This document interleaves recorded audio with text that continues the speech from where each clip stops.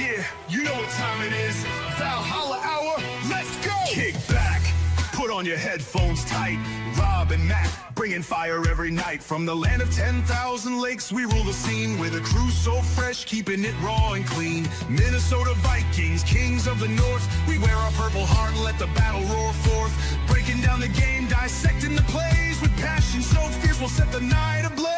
So give us a follow, hit that like. Share it with your crew, you know we're about to strike. Valhalla, our podcast, living life bold, where legends are made and stories are told.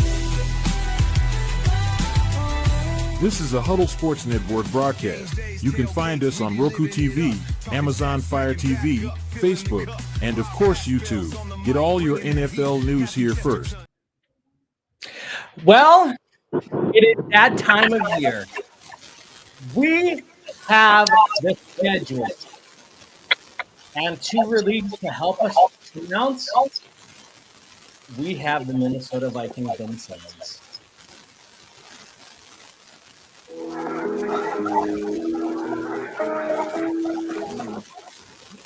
Here is your Gatorade, purple, of course.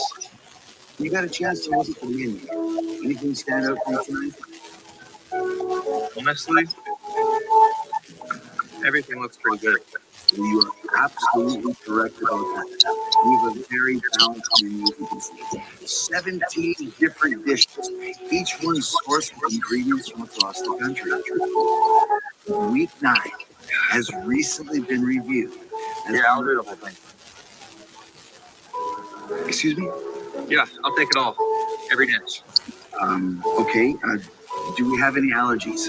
No, just cables and camera wires. This is going to take a long time to prepare. It's a lot of food. So is that okay? Oh yeah, I got time. Sounds good. Every dish.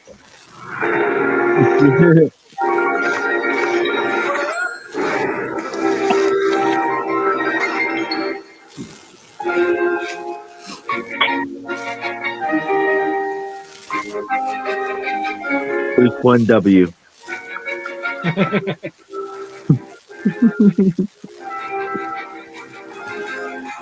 Week 2 W.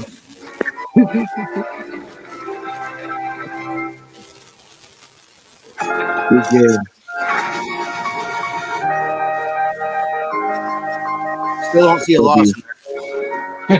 You don't pull PA on it. W. W.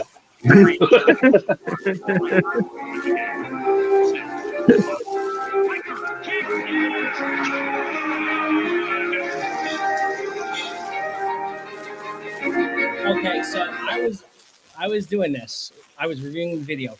Look at the plate. There's a troll right in there. Yeah. You see it? I don't catch it. So it's the score when we had that epic comeback to win the division in KOC's first year. Oh God, yeah. I see it. I think that was so good.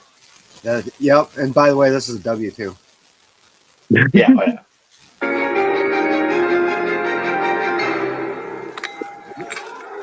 I wish I could kick like that.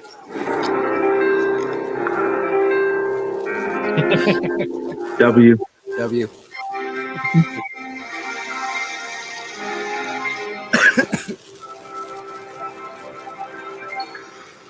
This will be a great game, but I don't know if we win. I'm gonna say L.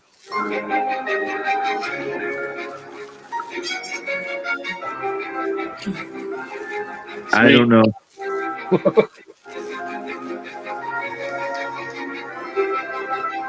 W. W. Take a photo with you? Absolutely. Thank you. Yeah, of course.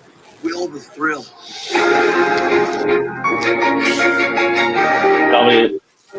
Definitely W. Big game. Don't know.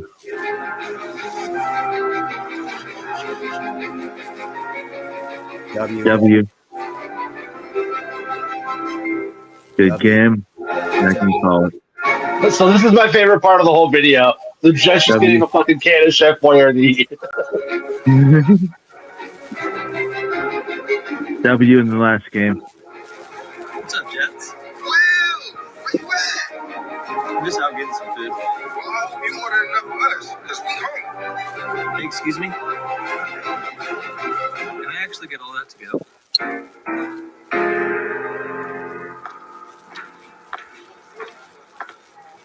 Whoa, whoa, whoa, whoa, whoa, whoa, whoa, whoa. Will, come on. You're the best kicker in the league, man. You gotta protect your feet. Let me help you, okay? There it goes. Heavy. Okay, there we go. All right, let me switch to my microphones here. That is the only jersey I'm getting this year. I promise you. That Will Reichard. Yes. Goddamn right. Yeah. I kind of Best pick of Boise ever. I loved how we had Chris Jericho featured in this. oh, he's been a Ozzy. Vikings fan his whole life.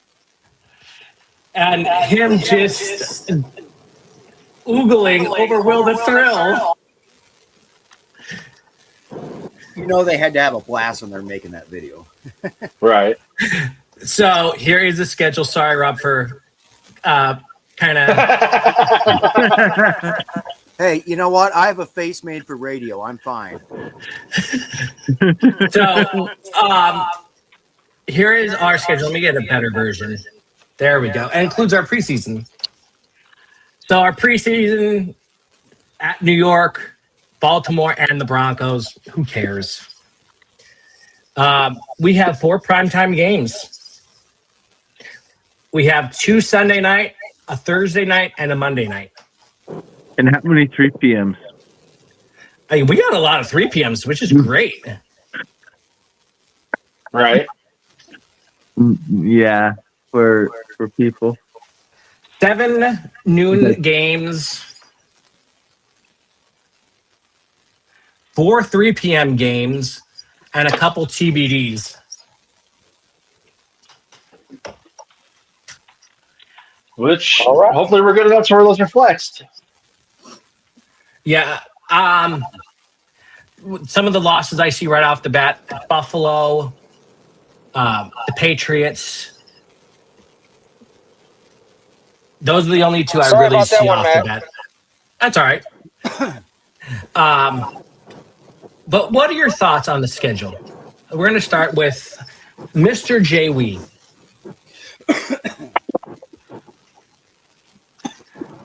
What are your thoughts on the schedule?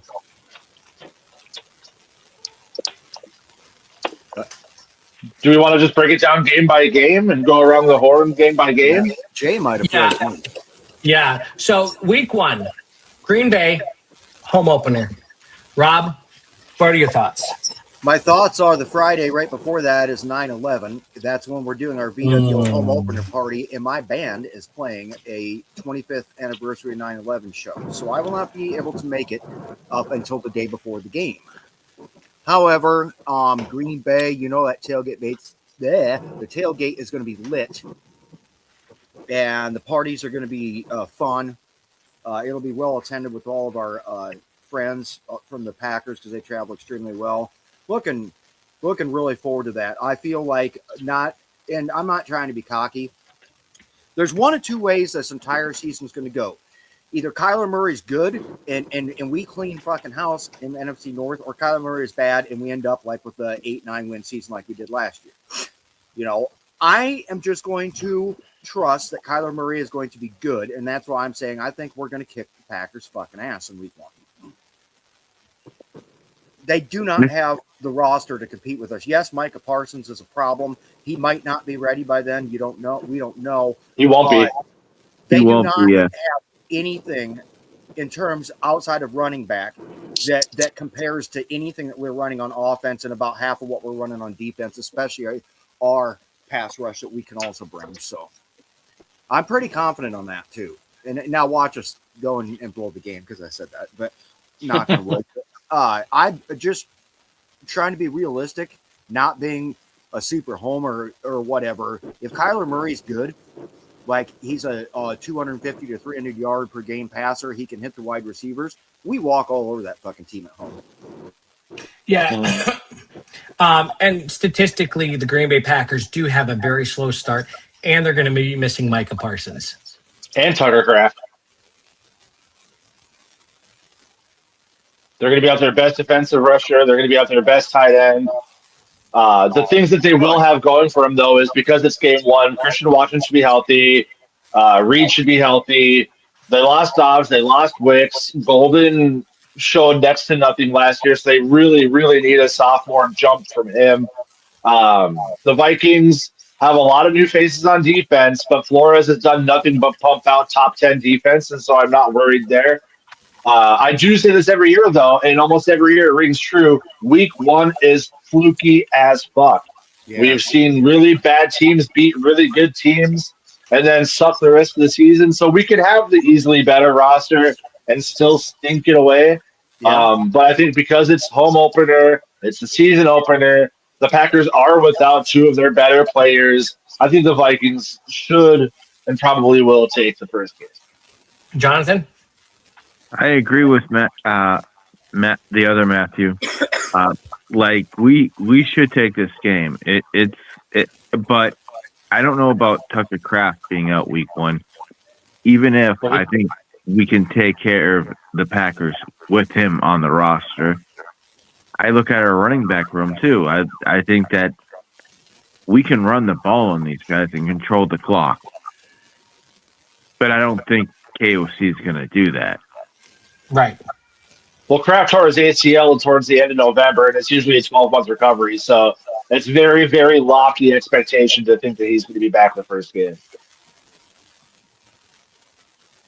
So Green Bay, them not being their old self.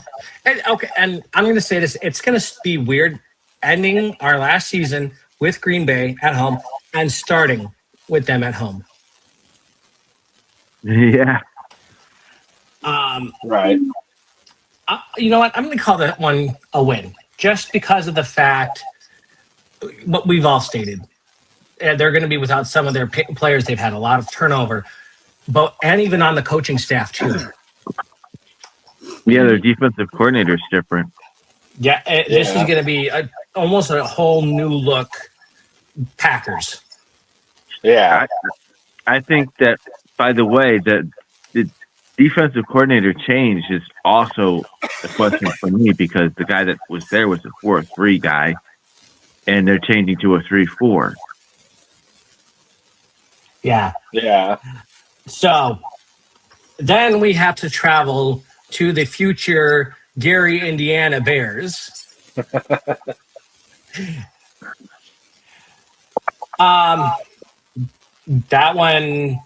That could be a trap game. Yeah. I'm gonna call that a win. So we should have swept them last year, except for one stupid fucking blown special teams play. Yes. And we did it with J.J. McCarthy only playing 5 minutes of actual good football the first time and 0 minutes of good football the second time.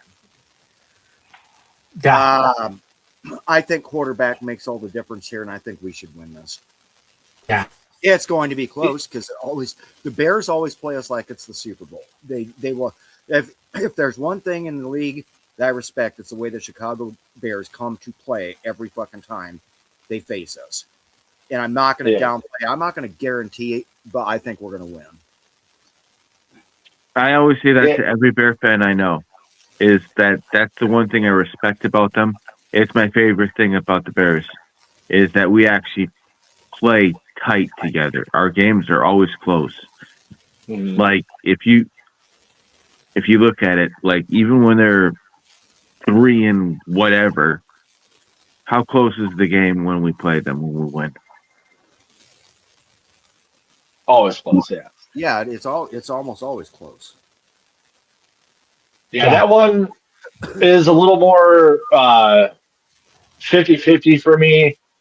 The Bears' offense is obviously loaded with talent.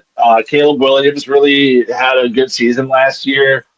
the thing that always kills us when we play him is his mobility. So it's going to be interesting to see the new additions that we have on defense this year. See if we can finally stop him from being able to just run all over us.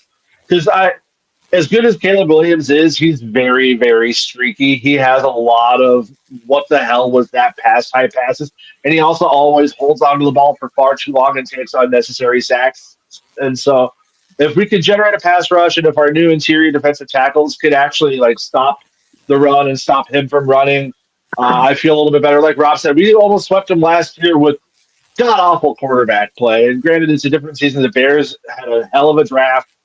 They had a good offseason, so their team's not regressed by any means. But I also think we only separated by 2 wins last year, and we had, again, just awful offensive performances across the board.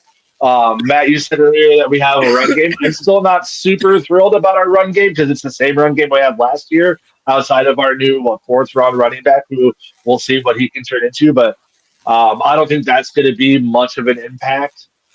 But I do think that with our receivers, if Kyler Murray can be a top 20 quarterback, we should be able to outduel him.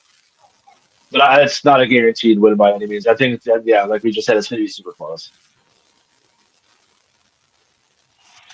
So, and then I'm going to rattle off our next few games. At Tampa Bay, Miami, and New Orleans. We're going to be playing the Florida Special back-to-back. Yeah. And then we're going to Bourbon Street. That's a stretch of games that if we do start 0-2, we should immediately rebound with 3 straight wins. Yeah.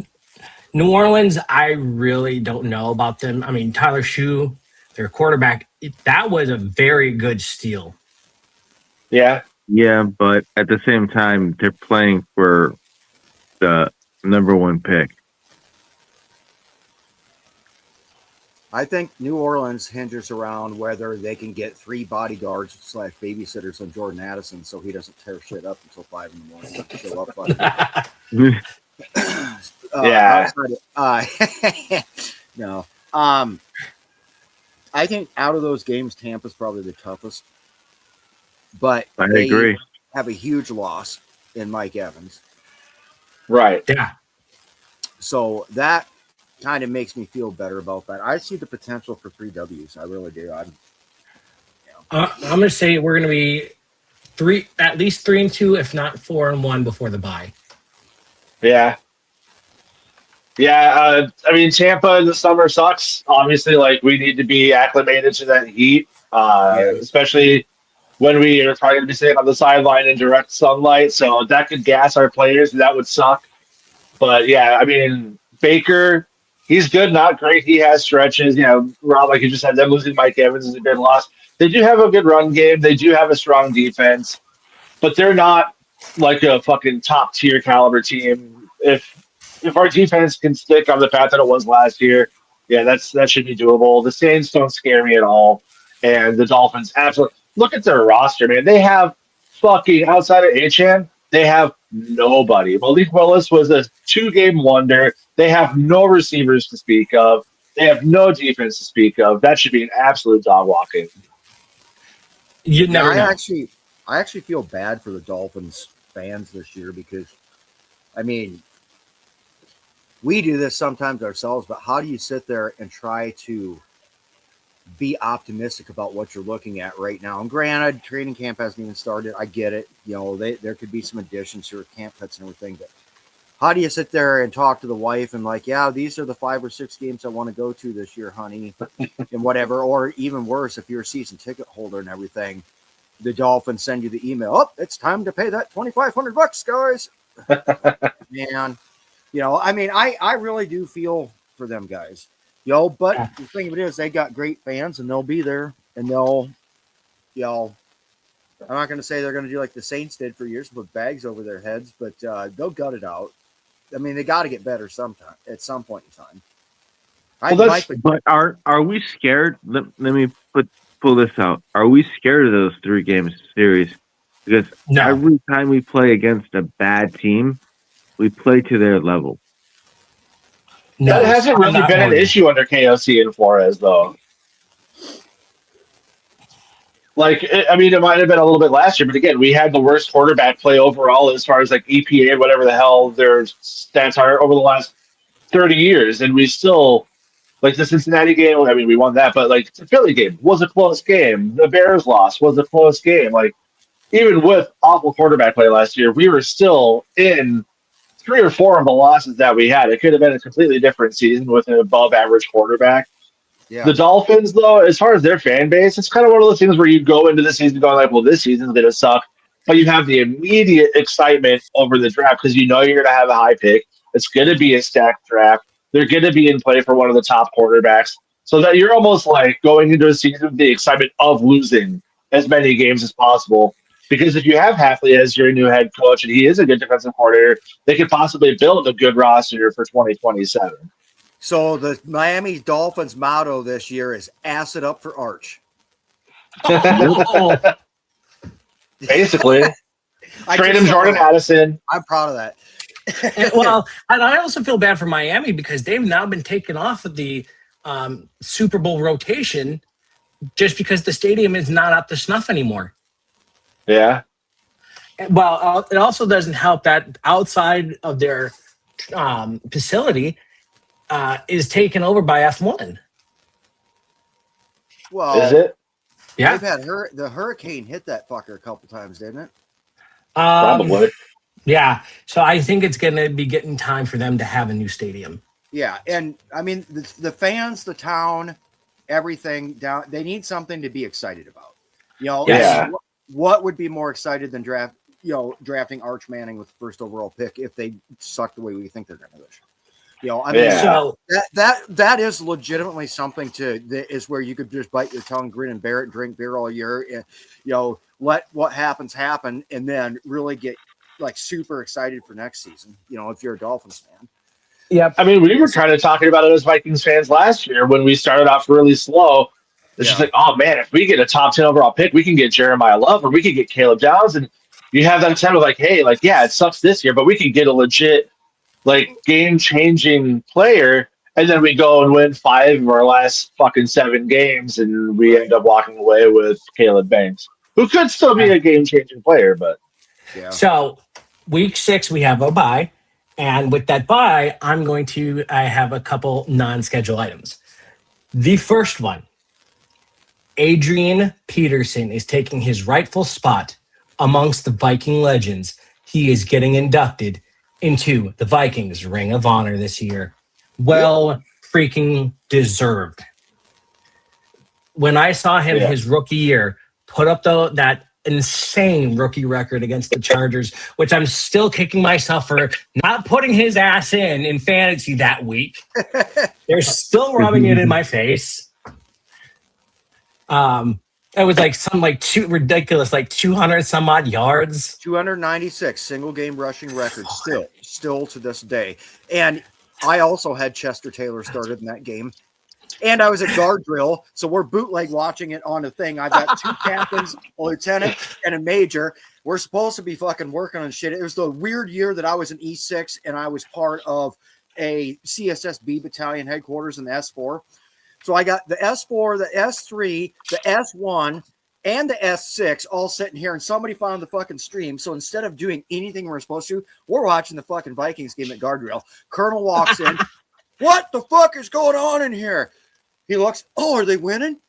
Oh, yeah. All right, let's go. Yeah, and he sits down. So people say 296 rushing yards later, and everybody's like, somebody's like, fuck, I wish I would have started him. I said, you didn't start him either? Oh, fuck. I said, I had Chester Taylor started. God damn. You know what I'm saying? But, you know, if we were down 2 scores, you were getting smoked. Yep.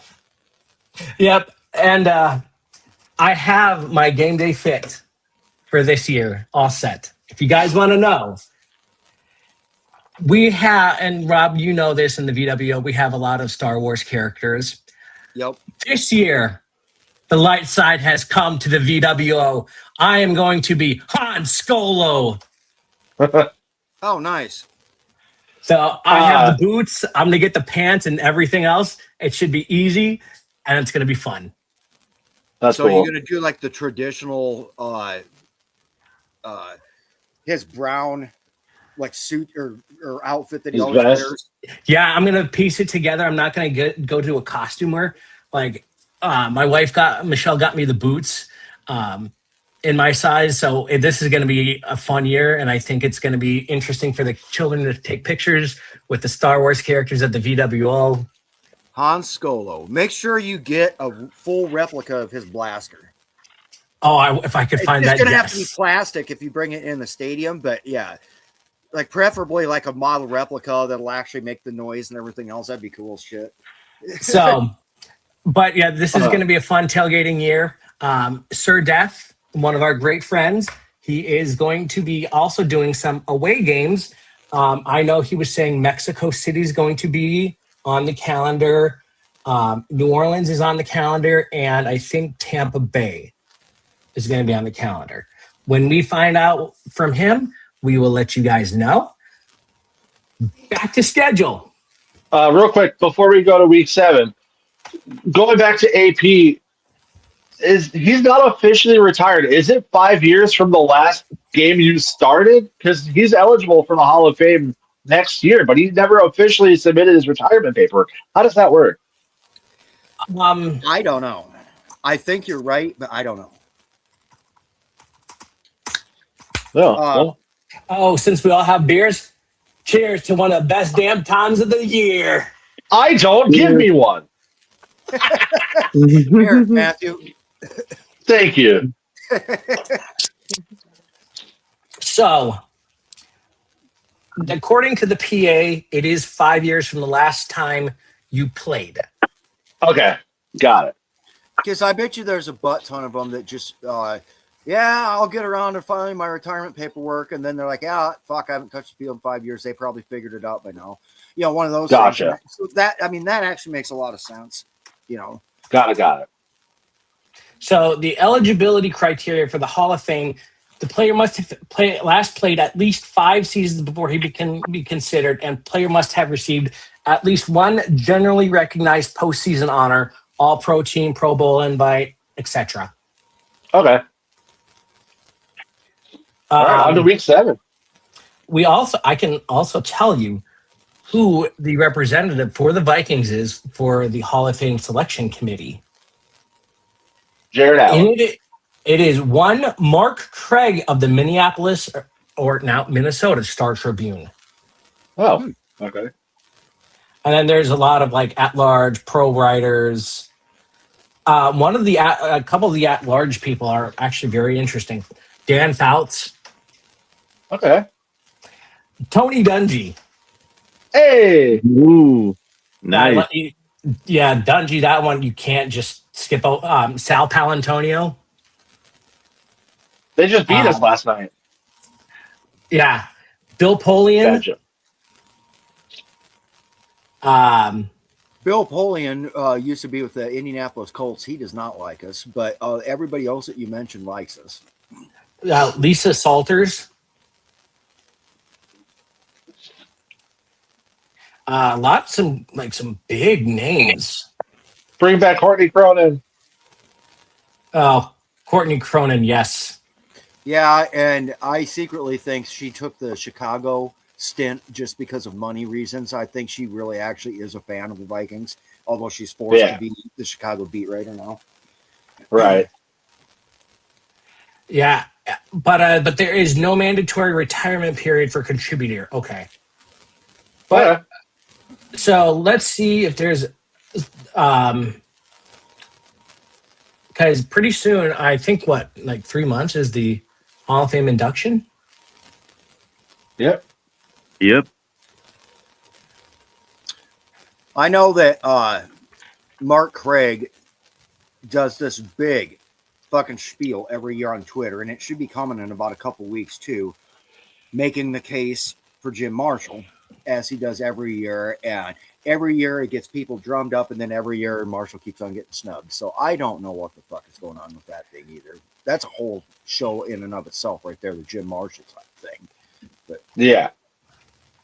Well, there are going to be people for next year who are still on. They're going to be their 8th selection, like L.C. Greenwood, Reggie Wayne,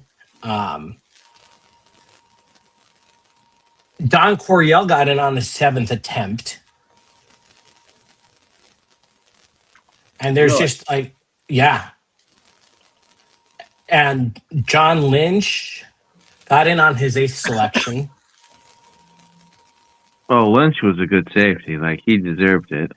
But Jerry Kramer, 11th try. Jesus. Now, had this been the pro baseball, Kramer would have been off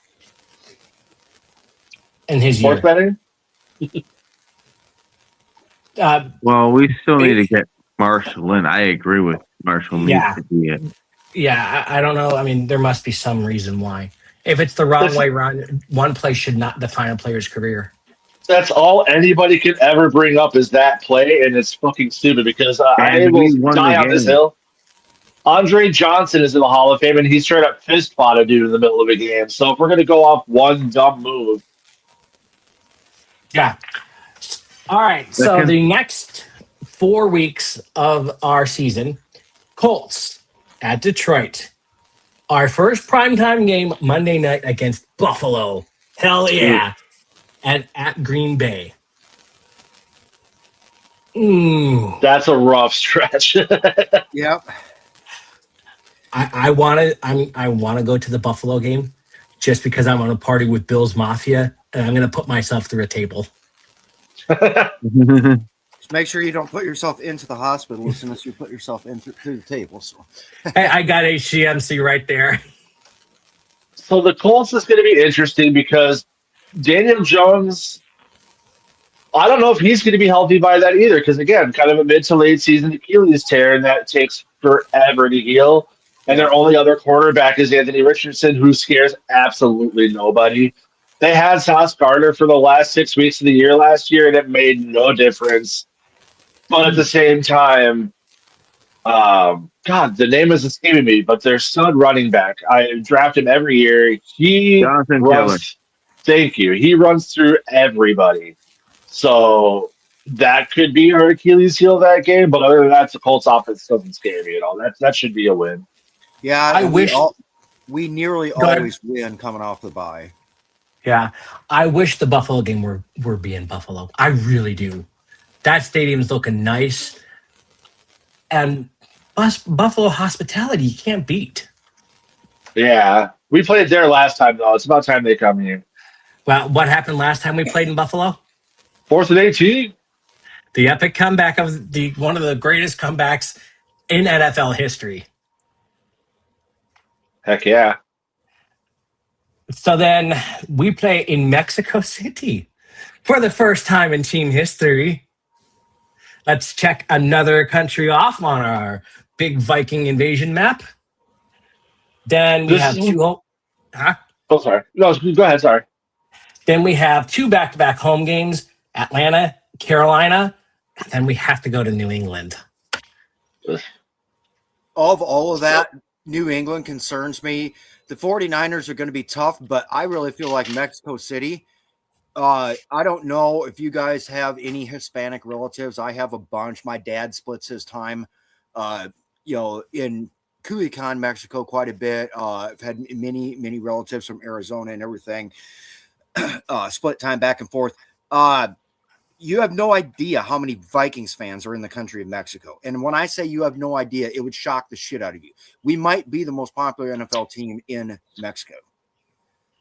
Yeah. I feel like that's going to be a home field. It's at least, at the very least, a neutral site. Our fans travel like a mother, and you already have a whole ton of indigenous stuff.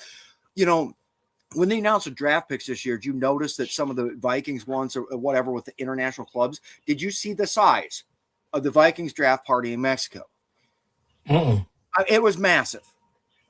We have a shit ton of fans in Mexico. So, yeah, I see a lot of Vikings team luchador masks, shit like that. Yes. And bring up Matthew's point, we have got somebody who actually wears one of those into the game, and his name is Jason Sir Lucha Libre Mitchell.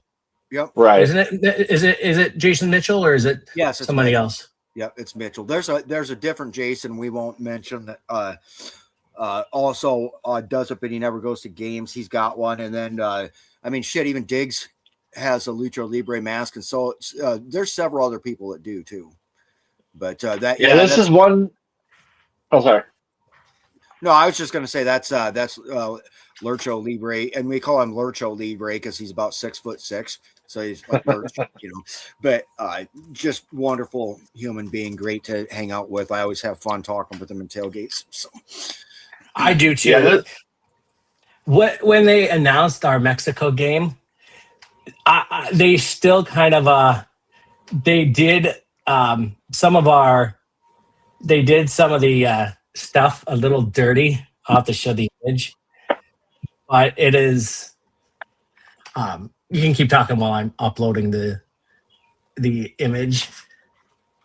Yeah, I'm kind of over playing international games, but at least this one, it's only a 4-hour flight. It's the same time zone. We're not going to have the jet lag let down. So of all the places we could go, that's probably the most favorable. I don't think home crowd is going to make much of a difference. The 49ers won, 12 or 13 games last year, just absolutely decimated by injuries. Kyle Shanahan is one of the best coaches in the NFL. Brock Purdy's a fantastic quarterback. That's going to be tough. All right, so here you have it on the screen. You got Aaron Jones, you got Gink, you got JJ, and then off the top ropes you have Victor. Sombrero Jones. Oh, he's going to fit right into Mexico. But they're going to love him. Well, it's the only hat big enough to cover his bald spot. Right. I'm going to just keep my mouth quiet on bald spots because, well. That's fair. I can't say shit. It's getting there. I was planning to go to the New England game. After I saw the price for 3 tickets for upper deck, and does include parking, just to say, it is about expensive as hell. It is about $200 a ticket for upper deck. And this is a non-rivalry NFC game. I know there's a primetime premium with it being a Thursday night game. Well, the Vikings are no slouch team. Like that should be a fun matchup. It's not like we're Carolina. Yeah. Like I don't want to tell you guys stuff, but I lived in Boston for a year. Like I went to everything there. Like their minimum wage was like $6 more than us in Minnesota. Yeah. Well, a buddy of mine that worked with me on Camp Dodge for many, many years retired, and he moved back to Cape Cod and went to work for the GMC Chevy dealer out there until he fully retired and whatever. And in 2019, we took a trip out and stayed at his place, and we went and toured Boston as best as we could for 2 days and everything. Then we had to head up to Maine for a funeral. But I was tempted on hitting him up because he's a Patriots fan and seeing once if he wanted to go to the game. Because I'm thinking about doing it, but I would be the crazy fucker that drove out there too, just because, so then it'd be a whole nother week taken off of work and everything. So I don't know. Air flight right now is not good. I was looking at Des Moines to Tampa. And maybe I should look at Cedar Rapids to Tampa or something, because Des Moines, maybe the problem is Des Moines itself. I don't know, but it's $400 or $500 for a round trip flight for something like that. Boston's going to be even worse. Going to Logan's going to be worse.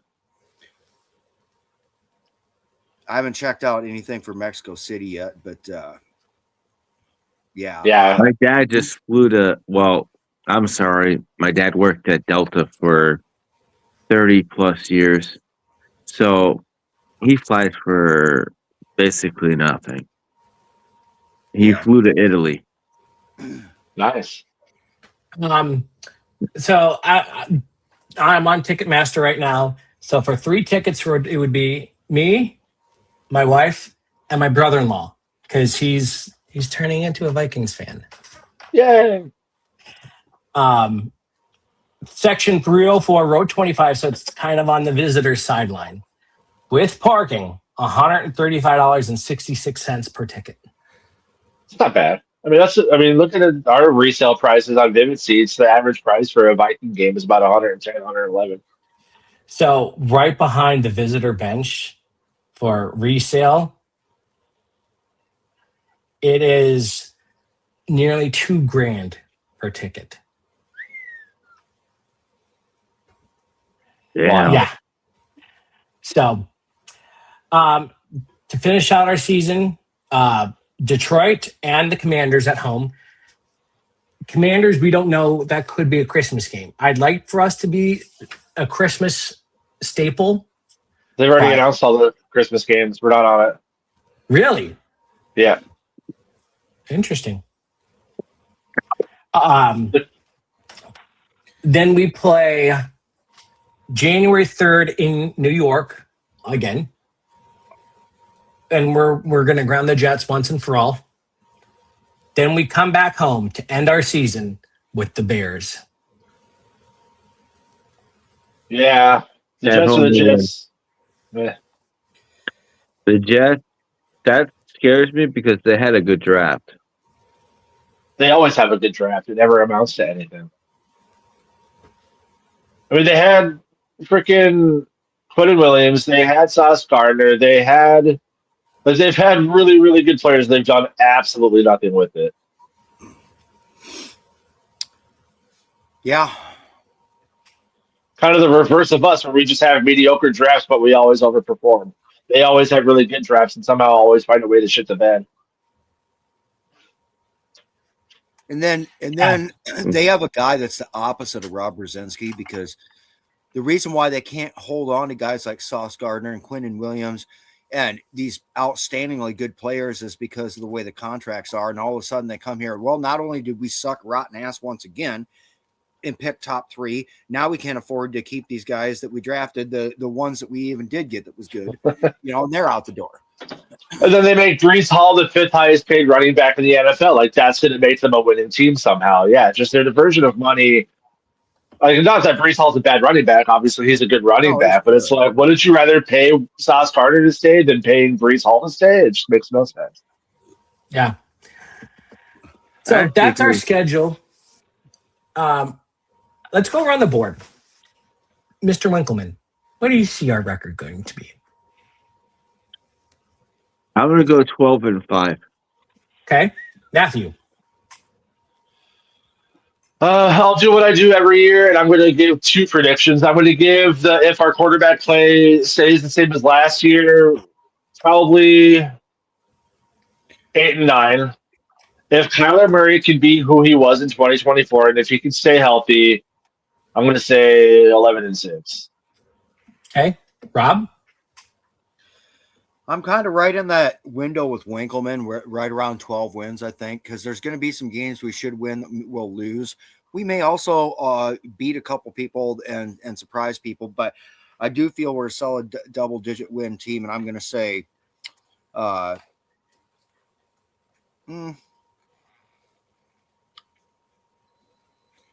let's just say we're going to go 13-4. Oh, okay. I'm optimistic. I mean, I'm being super optimistic. Any number of serious injuries, or if Kyler Murray doesn't perform, that's out the window. This is saying on paper, best case scenario. That's what I'm saying too. I'm going to say we're going to split our divisional games. We are going to lose to Buffalo. We are going to lose to New England. So there's 5 right there. I'm going to throw in 1 loss to somebody else. 49ers. It could be them. It could be some trap game that we, play down to. I'm going 11-6. Yeah, that's my top end.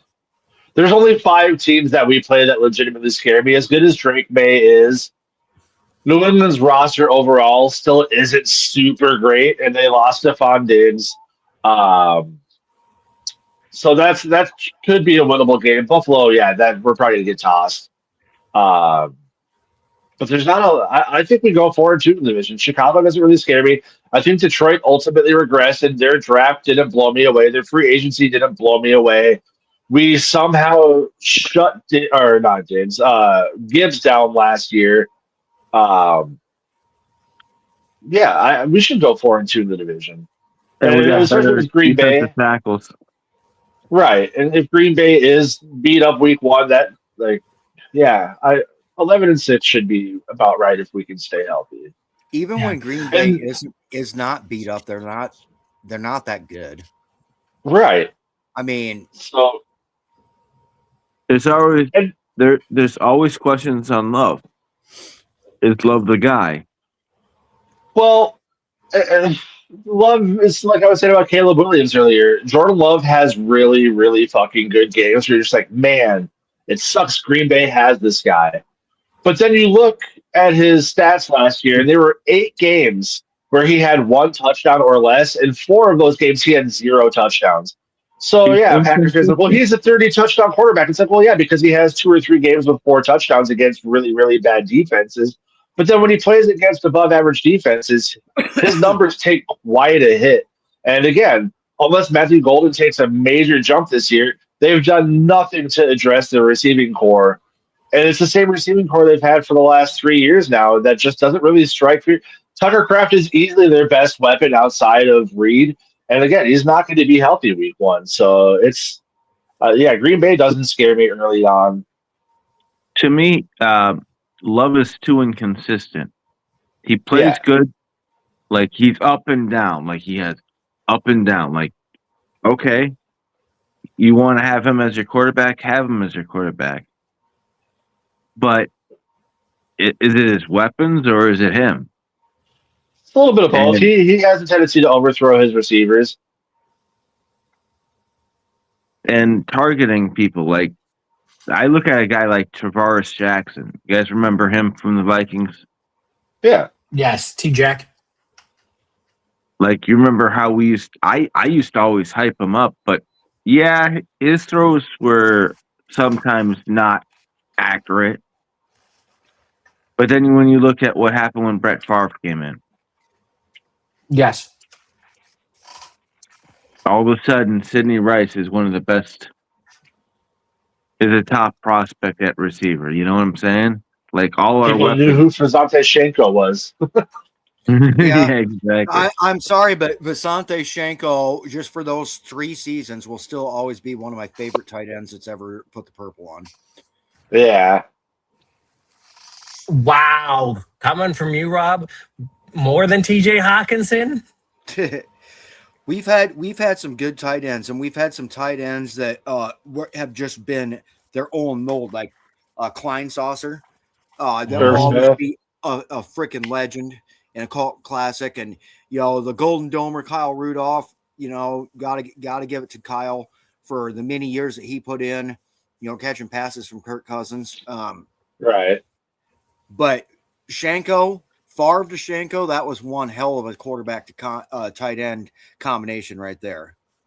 Right. A funny thing about Rudy, when we were playing in, I think it was a playoff game. I'm not sure if it was playoff by then.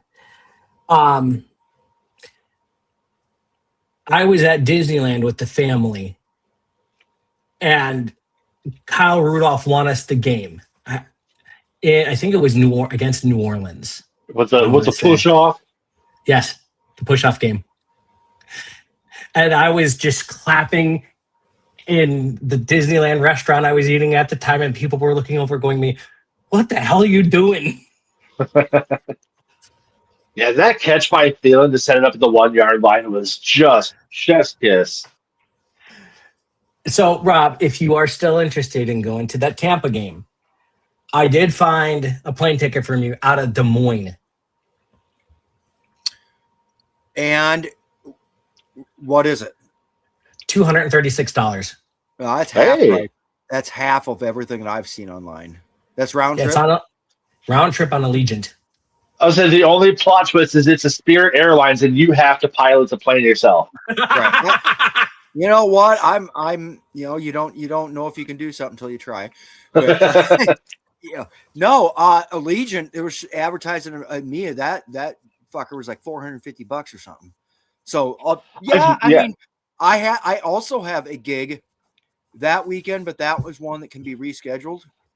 I think so. I don't know. Boy, I'll have to think about it. But you fly into St. Pete, Clearwater instead of actual Tampa. Does he have to promote Scientology to fly in? No. Okay, good. Pete, like that's a bit. It's in a cattle class. Yeah, Clearwater to Tampa is only like a 45-minute drive. It's not bad. Yeah, I know, but like my family would fly me to. Okay, so my grandmother lives in Clearwater, so I always would go between St. Pete and Tampa because Inglewood's in between. Inglewood was like a 2-hour drive from each. Yeah. I'm like, oh god. Yeah, plane tickets are crazy. Like we're taking my family, so 4 of us, round trip flight plus hotel plus rental SUV for 4 days to San Diego cost us, I think, about $2,300 total. Just for flights to Miami for the 4 of us round trip is going to be about $1,500 to $1,600. It makes no sense. Yeah, And that's not including hotel. That's not rental car. That's just the flights. That's just incredible. I'm sorry, for free. I haven't even started looking for home opener tickets yet because I heard it's really, really high right now. Yeah, Vivid Seats, I think I saw upper level, like base price starting at about $130, which for a home opener and Viking Packer, that's not bad. Yeah. I've never been to a Viking Packer game. If they can stay in the 140 to 150 range, this might be the first year I go to a Viking Packer game. Wait a minute. Viking Packer games tickets are 140 to 150? Right now on Vivid Seats, yeah, I think the to get in price is about 130. Nosebleed? Let's take a look. Yeah. Yeah. All right. So home opener tickets. Let's take a look. For the cheapest nosebleed, is it just going to be one ticket? Probably 4. I'm probably getting 2. Okay. I'd get one since I'm going alone. That's weird. Okay, so the cheapest for 2 tickets is $186 per. Oh, okay. Well, I can still do that. I'm gonna look at the Buffalo game. Yeah, I'm looking at going to the Miami game because that's the one I feel like is the most assured to be a win, and it's one of the cheaper games to go to. Holy shit! That Buffalo price $168. Sheesh. Well, like you said, brand new stadium. Oh no, it's here. Duh. Yeah. Damn, 160 for Falcons game is here, isn't it? That one's only like 90. Miami's 113. Yeah, that's more my price range. Well, wow. I should just spend the extra $70 to go to the Packer game. Is what I should. It's not showing anything available right now in section 140 in the superfan section. So nobody's got $96. However, if you move over to section 141, row 5, seat 5, there's 4 of them in a row. Each ticket is going to run you $760. Fuck that. that puts you approximately 25 to 30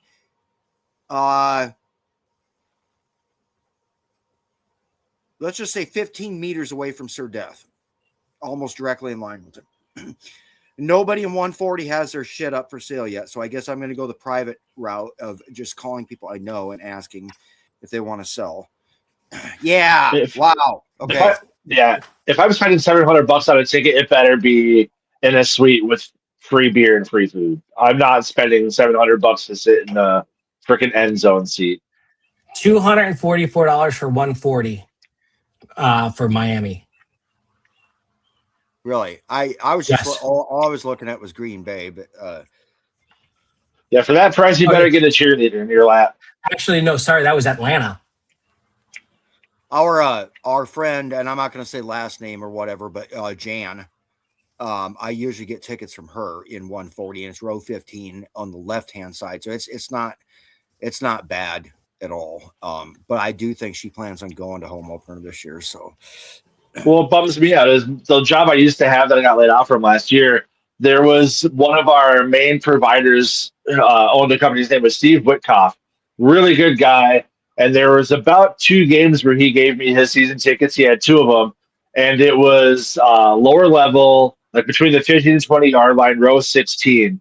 And I had never sat that close to a Viking game in my life, and he was just giving to me for free. But I don't work there anymore, so I don't get that luxury. So I might have to track him down, and be like, "Hey, remember me?" and see if I can somehow coax some tickets away from him, because he definitely does not attend every game. But man, yeah, those seats were fucking sweet. Yeah, I have a guy that lives in Polk City, which is south of Ames by like 20 minutes. But I'm a member of the Polk City American Legion. But he has season tickets, and he's actually been trying to sell the season tickets, but they're good. Now, they're on the opposite side of the stadium is where the VWO sits. Really good seats, lower level, kind of in the corner of the end zone. It's like row 14 or something like that. But, the SBLs and everything like that is like $8,000. You got to buy the $8,000, and then it's like $2,000 or $3,000 every year to renew the season tickets and stuff like that. But worst comes to worst, I can always get in and get into a seat, sitting in his seats and whatever. But right. So we've got a few minutes left. We're going to go around the board and some final thoughts. Rob? I don't know. Like I said, I really wish the timing would have been different just because of conflicts and something that I've done every year, which is our VWO home opener party. Now I can't do it this year on that Friday night on 9/11. But I do feel like, my band performing and doing the ceremonies and the honoring of the 25th anniversary of the 9/11 attacks is probably a little bit more important. And, I'll get up there the next day, have a good Saturday, go to the tailgate, go to the game. It'll be a fun weekend anyways. So, Matthew? Just looking forward to OTAs at the end of the month. I want to see us start taking some snaps. Hopefully we make a couple more moves. Super pumped we got Jawan Jennings. That's going to be a huge difference maker at receiver this year. But I would like to see a couple Camp Cup moves, like bring in a solid backup center, maybe another depth corner. But yeah, just looking forward to OTAs. Jonathan? Well, I'm looking forward to OTAs. I'm looking forward to seeing all these cuts and signings on the back end of this. Seeing if any of these guys actually make the roster that were undrafted or came from the 2 guys one of them was already cut, but from the CFL or UFL, I forget where they came from. If they make the roster. So, well, thank you guys very much. Schedule's finally out. Yep. If you are an opposing fan, let us know. We can get you set up with hotels, and we can help you find some good price tickets and things like that, and get you the best damn tailgate in the fucking NFL. This is going to be a good year. 9 home games. That's a record. No home international games, thank God. But this is our 3rd year playing an international game, so. Yeah. But this is Rob, back to back. You and I might have to go in on a SBL for 140. Yeah. So until next week. Skol. Skol. Skol. No. End it.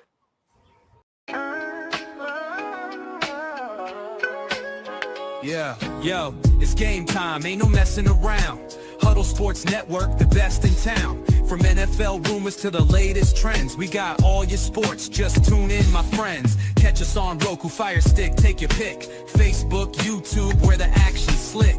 Daily shows that drop like a bomb. From 10 to 11, it's Ken and Ken, stay calm. Huddle up, catch the vibe.